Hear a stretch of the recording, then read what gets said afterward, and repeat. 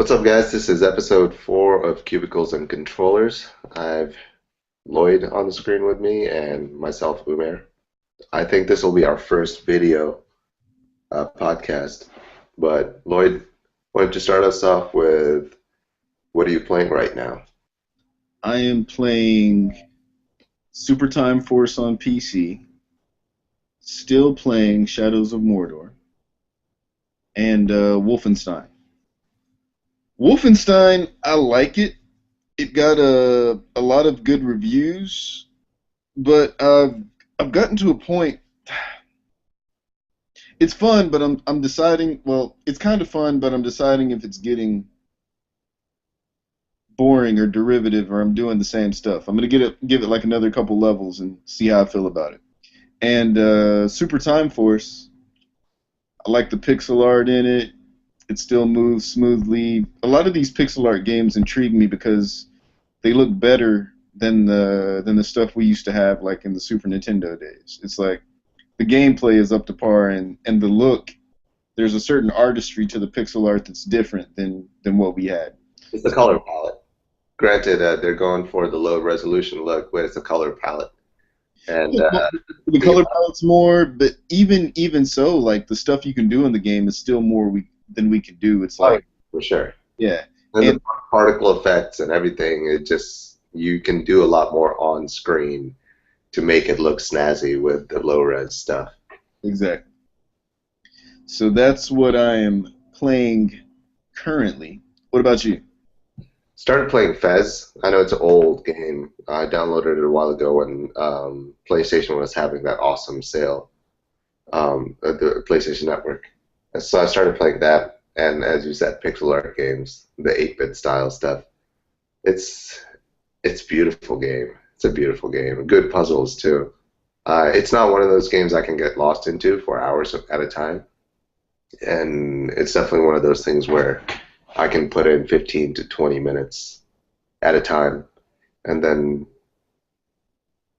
take a break and until like the week following where I pick it up again. I'm still playing Wolfenstein. I think I'm almost done with the game. Oh, I'm still playing that RPG you recommended, Witcher 2, which I'm kind of slowly losing interest in. Oh, how are you losing interest in the Witcher? See, that's the difference between us. If it's an RPG, the deeper it gets, the more I want to play, and it's probably giving you too much to do.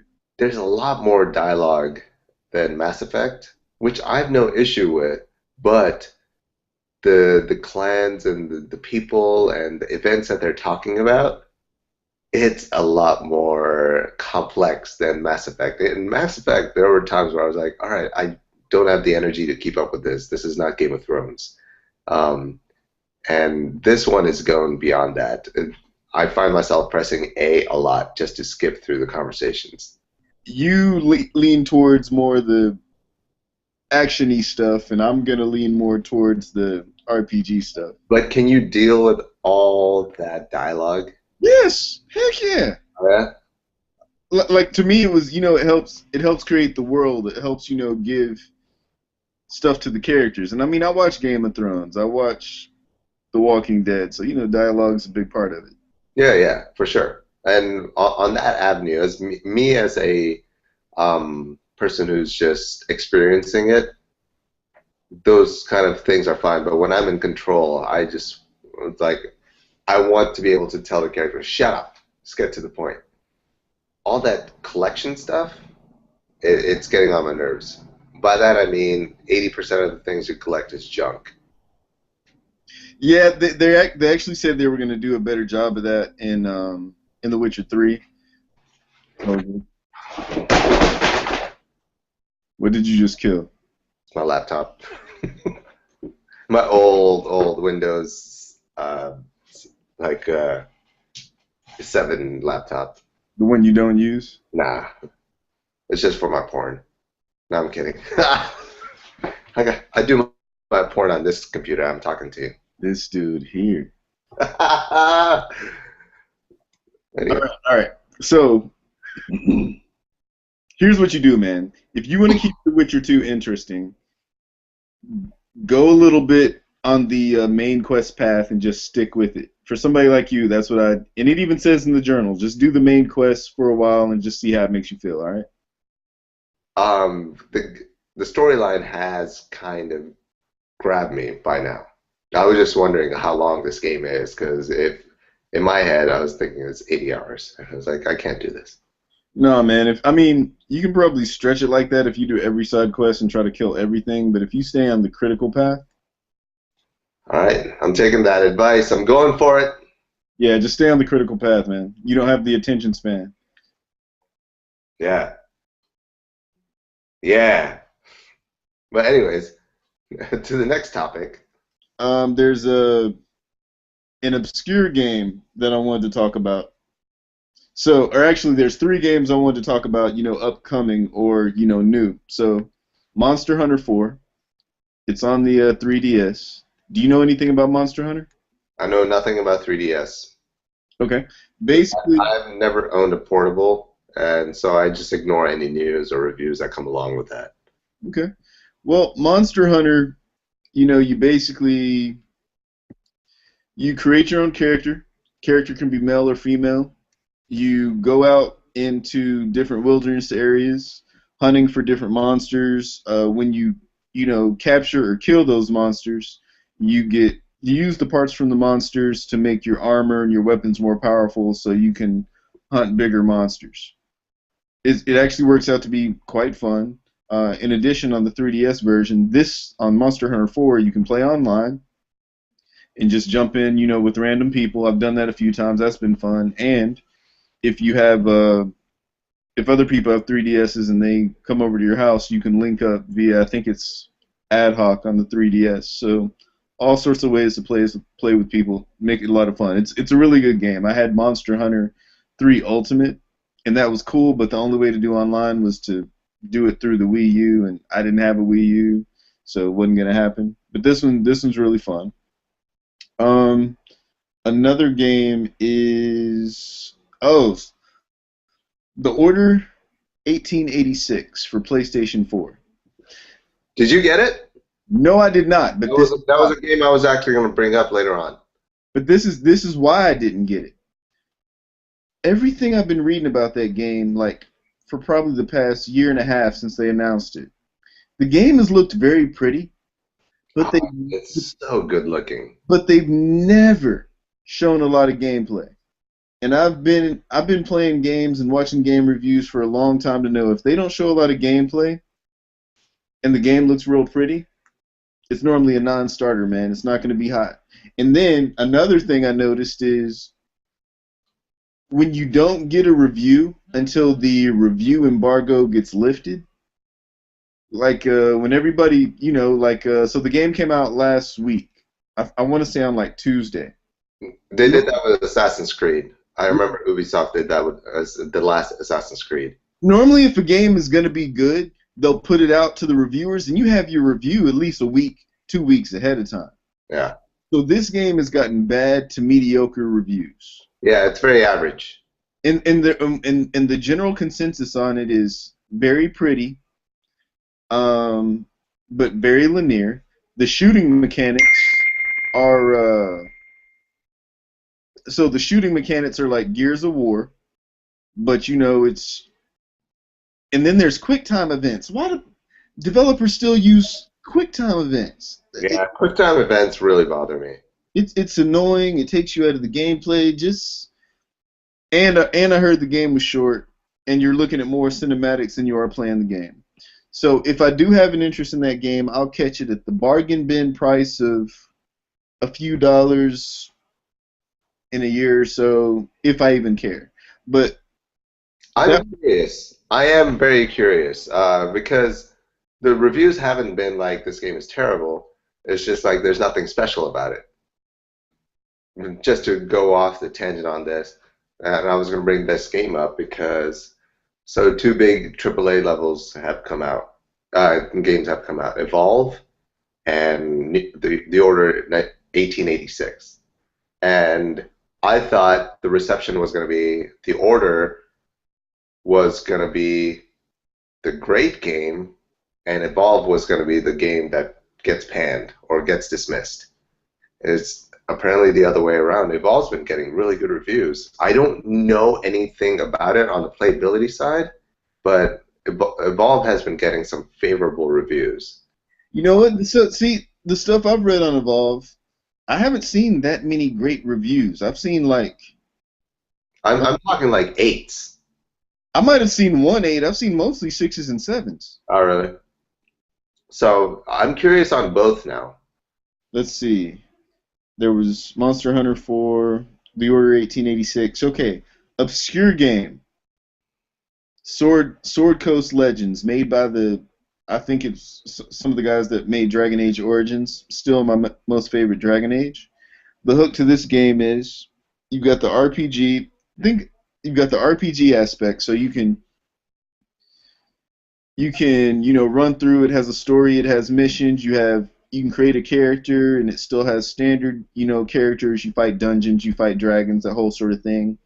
But if you want to, you and your friends can get on each, have a character that you roll, play multiplayer, and you can have a fifth player on who's the dungeon master, who's running around bringing out enemies and changing up the dungeon and so on and so forth.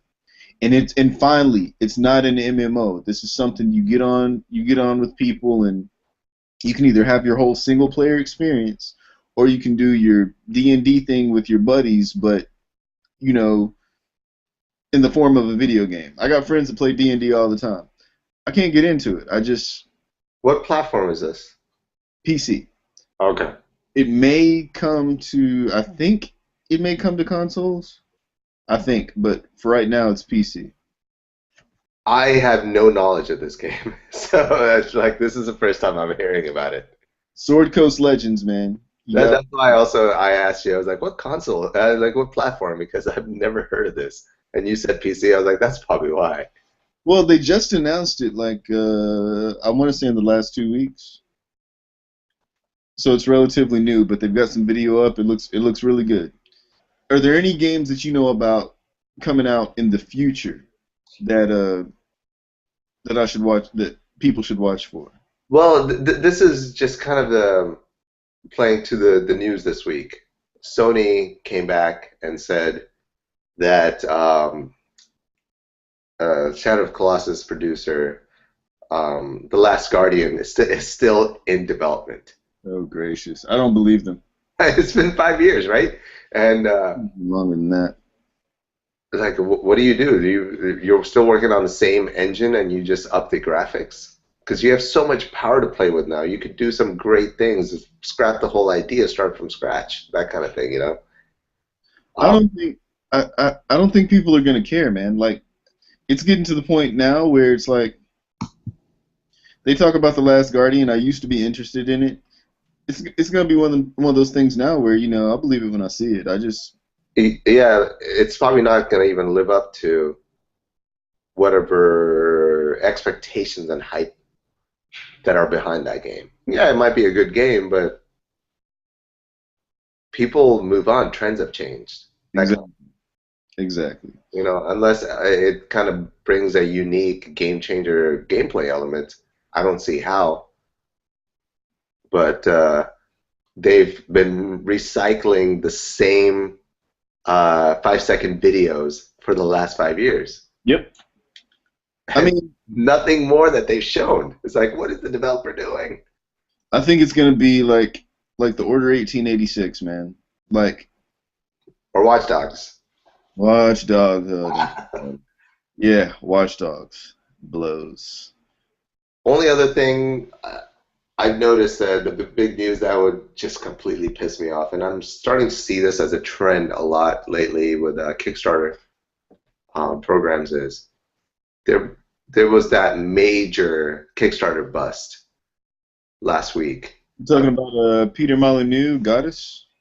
No, it's not that one because this is a complete indie developer. It was three guys, and they wanted $20,000 for this game, and I'll have to look up the name and plug it. Stomping Land. What's up? The Stomping Land, the dinosaur game. Yes, that one. Yeah. Yeah. That's why I don't. I've only pledged to Kickstarters where they've made games before, like Shadowrun Returns. Yeah. Like all those guys had made games before. So I pledged to the first Shadowrun Returns. Of course, they funded it. Great game. They're doing a bigger one, Hong Kong. I pledged $15 to that. I mean, these guys have made games, so you got to do your research, and you can't pledge to everybody. $120,000 down the tubes. And first of all, I'm going, why in your right mind, as a investor, as a regular Joe investor, would you go, okay, they wanted $20,000 to start this off. Yeah, extra would help. At $100,000, what makes a person go, you know what? They need more money. I want a part of this. Fuck off. I could see that, and like I said, there's a couple Kickstarter projects that are fully funded that I plan to buy like once they go to market. You know, once they're fully funded, they go to market. I actually plan to buy the product and play it. But there are some projects that I watch that I still haven't donated to just because I'm conservative on what I donate, on what I kickstart. I keep saying donate. That's not the right word, but I get it. That makes sense. Hell yeah. Hell yeah, it does. You got issues. Fuck yeah. Every episode, you got issues. Now, I haven't said anything racist yet. Not yet. You know, we'll give it like 2-3 minutes, man. All right. So I told you we already talked about a game that you didn't know about in Sword Coast Legends. Is there anything you think I don't know about? Oh, hell no. I think you know more than me. Come on. Come on. That luxurious chocolate skin of yours absorbs more information than I do. Oh, you're an idiot. Well, that was all I had, man. That's all I had to talk about today. Yeah, you just want to take that luxurious chocolate compliment and end the day. Yes, I really do. Yeah. All right, man. Take it easy. We'll do this in the next 2 weeks. So I guess like the second week of March. And we're gonna start doing all videos now too, and I'll put up audios as well. So if you have any suggestions, those 1 to 2 people that do probably listen to us, let us know how we can make this better, and where we can add maybe 1 to 2 people more to the. Exactly. That's all we're trying to do. Add 1 to 2 people more, like every couple weeks. Hell yeah! And pretty soon we'll have 50. Exactly. By 2022. All Hell yeah! All right, man. Take it easy. right, man. Later on.